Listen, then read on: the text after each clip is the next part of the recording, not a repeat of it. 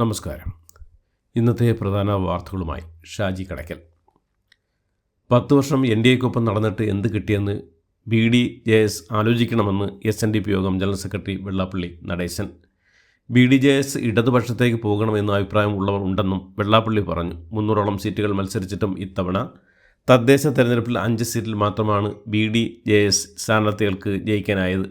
തദ്ദേശ തെരഞ്ഞെടുപ്പിലെ വമ്പൻ തിരിച്ചടിക്ക് പിന്നാലെ മുന്നണി മാറ്റ ചർച്ചകൾ BDJSൽ സജീവമാണെന്ന റിപ്പോർട്ടുകൾക്കിടയിലാണ് വെള്ളാപ്പള്ളിയുടെ ചോദ്യം.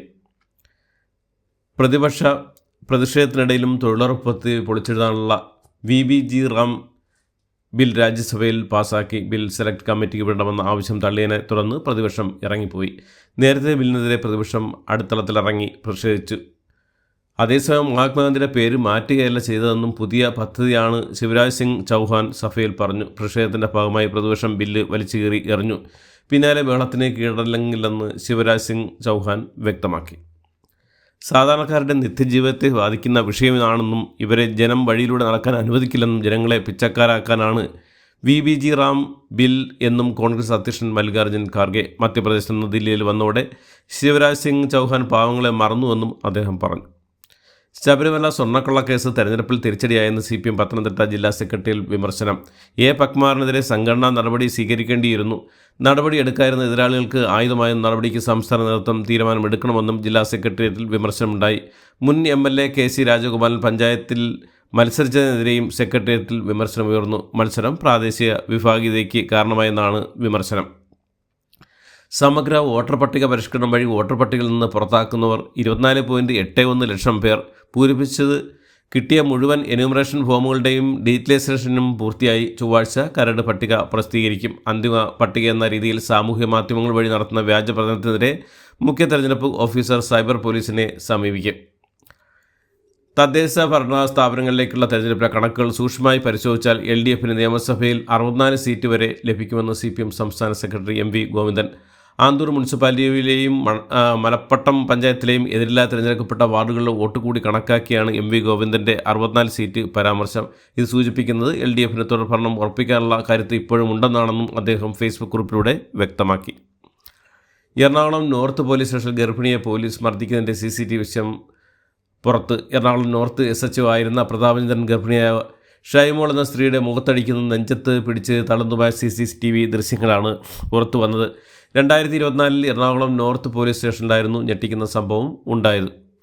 എറണാകുളം നോർത്ത് പോലീസ് സ്റ്റേഷനിൽ SHO ആയിരിക്കെ ഗർഭിണിയായ സ്ത്രീയെ മർദ്ദിച്ച സംഭവത്തിൽ നിലവിൽ അരൂർ SHO ആയ CI പ്രതാപചന്ദ്രനെ അന്വേഷണ വിധേയമായി സസ്പെൻഡ് ചെയ്തു. ദക്ഷിണമേഖല IG ശ്യാം സുന്ദറാണ് പ്രതാപചന്ദ്രനെ സസ്പെൻഡ് ചെയ്തുകൊണ്ട് നടപടിയെടുത്തത്.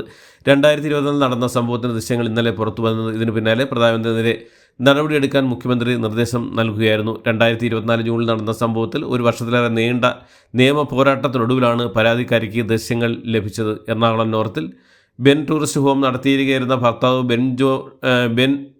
ബെൻജോ ബേബിയെ അകാരണമായി പോലീസ് പിടിച്ചുകൊണ്ടുപോയി മർദ്ദിച്ച് ചോദ്യം ചെയ്തതിനാണ് ഗർഭിണിയായിരുന്ന ഷൈമോളെ SHO പ്രതാപചന്ദ്രൻ മർദ്ദിച്ചത്. എറണാകുളം നോർത്ത് പോലീസ് സ്റ്റേഷനിലെ ഗർഭിണിയായ സ്ത്രീയെ പോലീസ് മർദ്ദിക്കുന്ന CCTV ദൃശ്യം പുറത്തുവന്നതിന് പിന്നാലെ പ്രതികരണവുമായി പ്രതിപക്ഷ നേതാവ് VD സതീശൻ. ഇതാണോ പിണറായി വിജയൻ്റെ സർക്കാരിൻ്റെ സ്ത്രീ സുരക്ഷയെന്നും ഇതാണോ നിങ്ങളുടെ ജനമൈത്രി പോലീസ് സ്റ്റേഷനെന്നും ചോദിച്ച സതീശൻ എന്തൊരു പരാജയമാണ് മുഖ്യമന്ത്രി നിങ്ങളും നിങ്ങളുടെ സർക്കാരുമെന്നും ആക്ഷേപിച്ചു. ഇത്തരം ക്രൂരകൃത്യങ്ങൾ സംസ്ഥാനം ഉടനീളം നടന്നിട്ടുണ്ടെന്നും വേണം കരുതാനെന്നും എത്ര നിരപരാധികളായിരിക്കും പോലീസിലെ ക്രിമിനലുകൾ ആക്രമിച്ചിട്ടുണ്ടാകുകയെന്നും സതീശൻ ആശങ്കപ്പെട്ടു. രാഷ്ട്രീയ എതിരാളികളെ നേരിടുക എന്ന ലക്ഷ്യത്തോടെ കേരള പോലീസിനെ നിയന്ത്രിക്കാനുള്ള അധികാരം മുഖ്യമന്ത്രിയുടെ ഓഫീസിലെ ഉപാചക സംഘത്തിനും CPMലെ ക്രിമിനൽ മാഫിയ കൂട്ടുകെട്ടിനും അടിയറ വെച്ചതിൻ്റെ ദുരന്തഫലങ്ങൾ ഓരോന്നായി പുറത്തുവരികയാണെന്നും പ്രതിപക്ഷ നേതാവ് വ്യക്തമാക്കി. നിയമസഭാ തെരഞ്ഞെടുപ്പിൽ നേമത്ത് നിന്ന് മത്സരിക്കുമെന്ന് പരസ്യപ്രഖ്യാപനം നടത്തിയ BJP സംസ്ഥാന അധ്യക്ഷൻ രാജീവ് ചന്ദ്രശേഖരന് പിന്നാലെ നിയമസഭാ തെരഞ്ഞെടുപ്പിൽ കഴക്കൂട്ടത്ത് മത്സരിക്കാൻ താൽപ്പര്യമുണ്ടെന്ന മോഹം പരസ്യമാക്കി മുൻ അധ്യക്ഷൻ V മുരളീധരനും രംഗത്ത്. കഴക്കൂട്ടം കേന്ദ്രീകരിച്ചാണ് തൻ്റെ പ്രവർത്തനമെന്നും V മുരളീധരൻ പറഞ്ഞു. മുനമ്പം നിവാസികൾക്ക് പോക്കുവരവ്, കൈവകാശ സർട്ടിഫിക്കറ്റ് തുടങ്ങിയ അനുവദിക്കാനുള്ള എറണാകുളം ജില്ലാ കളക്ടർ ഉത്തരവ് ഹൈക്കോടതി സ്റ്റേ ചെയ്തു. മുനമ്പത്തെ കൈവശക്കാരിൽ നിന്ന് വസ്തുനികുതി ഈടാക്കാൻ നേരത്തെ കോടതി അനുമതി നൽകിയതിന് പിന്നാലെയാണ് പോക്കുവരവ് നടത്താമെന്നും കൈവശാവകാശ സർട്ടിഫിക്കറ്റ് നൽകാമെന്നും ജില്ലാ കളക്ടർ ഉത്തരവിട്ടത്. ഇതിനെതിരായ ഹർജിയിലെ സിംഗിൾ ബെഞ്ചിൻ്റെ ഇടക്കാല ഉത്തരവ്. നടിയെ ആക്രമിച്ച കേസിൽ വിധിയിൽ അതൃപ്തിയുണ്ടെന്നും സാമൂഹ്യ മാധ്യമങ്ങളുടെ അതിജീവിതയെ വീണ്ടും അവമാനിക്കാൻ ശ്രമം തുടരുന്നതിനിടെ IT ആക്ട് പ്രകാരം നടപടി സ്വീകരിക്കണമെന്നും ഇത്തരം സാഹചര്യങ്ങളിൽ സൈബർ പോലീസ് കാര്യക്ഷമമായി പ്രവർത്തിക്കണമെന്നും വനിതാ കമ്മീഷൻ അധ്യക്ഷ അഡ്വക്കേറ്റ് P. സതീദേവി സ്ത്രീകൾക്ക് സമൂഹത്തിൽ ആത്മാഭിമാനത്തോടെ ജോലി ചെയ്യാനുള്ള സാഹചര്യം ഉണ്ടാവേണ്ടത് അനിവാര്യമാണെന്നും സംസ്ഥാനത്തെ പല തൊഴിൽ സ്ഥാപനങ്ങളും 2013 പ്രാബല്യത്തിൽ വന്ന തൊഴിൽ നിയമം നടപ്പാക്കുന്നില്ലെന്നും ആശങ്കാജനകമാണെന്നും സതിദേവി വ്യക്തമാക്കി. ആലപ്പുഴയിൽ ഇരട്ട വോട്ടെന്ന് പരാതി. ആലപ്പുഴ നഗരസഭയിലെ വലിയമരം വാർഡിൽ ജയിച്ച UDFിലെ ഷംന മൻസൂറിന് തൊട്ടടുത്തുള്ള വലിയകുളം വാർഡിലും വോട്ടുണ്ടെന്നാണ് പരാതി. വിജയം റദ്ദാക്കണമെന്നും സത്യപ്രതിജ്ഞ മാറ്റിവെക്കണമെന്നും ആവശ്യപ്പെട്ട് വലിയമരം വാർഡിൽ പരാജയപ്പെട്ട LDF സ്ഥാനാർത്ഥിയാണ് പരാതി നൽകിയത്. P. ഇന്ദിരയെ കണ്ണൂർ കോർപ്പറേഷൻ മേയറായി പ്രഖ്യാപിച്ചു. K. Sudhakaran Congress core committee അയക്കേണ്ട എടുത്ത തീരുമാനമാണെന്നും ഇതൊന്നും ഇന്ദിര നിലവിലെ ഡെപ്യൂട്ടി മേയറാണ് എന്നത് പരിഗണിച്ചുവെന്നും കോർ കമ്മിറ്റിയിൽ ഒരു പേര് മാത്രമാണ് പരിഗണിച്ചുവെന്നാണ് സുധാകരനും പറഞ്ഞു. തദ്ദേശ തെരഞ്ഞെടുപ്പിൽ ചരിത്രത്തിൽ ആദ്യമായി തലസ്ഥാന ഭരണം BJP പിടിച്ചെടുത്തതിന് പിന്നാലെ തിരുവനന്തപുരം കോർപ്പറേഷനിൽ സാമ്പത്തിക പ്രതിസന്ധി ഉണ്ടാക്കാൻ സംസ്ഥാന സർക്കാരിൻ്റെ ഗൂഢശ്രമമെന്ന് BJP ജില്ലാ നേതൃത്വം. തിരുവനന്തപുരം കോർപ്പറേഷനിലെ ഫണ്ടിൽ നിന്ന് 200 കോടി ട്രഷറിയിൽ എത്തിക്കാനും സർക്കാർ നിർദ്ദേശം നൽകിയെന്നും സാമ്പത്തിക പ്രതിസന്ധി ഉണ്ടാക്കാനുള്ള ആസൂത്രിതമായ നീക്കം ആണെന്നും തിരുവനന്തപുരം സിറ്റി BJP അധ്യക്ഷൻ കരമന ജയൻ വാർത്താസമ്മേളനത്തിൽ ആരോപിച്ചു. പോറ്റി പാരഡി ഗാനവുമായി ബന്ധപ്പെട്ട തെരഞ്ഞെടുപ്പ് കമ്മീഷൻ പരാതി നൽകാനൊരുങ്ങി CPM. ഇന്നലത്തെ സെക്രട്ടറി യോഗത്തിലാണ് തീരുമാനമെടുത്തത്. പന്തളം ഏരിയ കമ്മിറ്റി അംഗവും പന്തളം രാജകുടുംബാംഗവുമായ പ്രതിവർമ്മയാണ് പരാതി നൽകുക. പാരഡി ഗാനത്തിൽ അണിയറ പ്രവർത്തകർക്കെതിരെ കടുത്ത നടപടികളെടുക്കുന്നതിൽ നിന്ന് താൽക്കാലികമായി പിന്നോട്ട് പോയെങ്കിലും തെരഞ്ഞെടുപ്പ് കമ്മീഷനെ സമീപിക്കാനുള്ള തീരുമാനത്തിലാണ് സർക്കാർ. ഇതോടുകൂടി ഇന്നത്തെ വാർത്തകൾ ഇവിടെ അവസാനിക്കുന്നു. എല്ലാവർക്കും നന്ദി, നമസ്കാരം.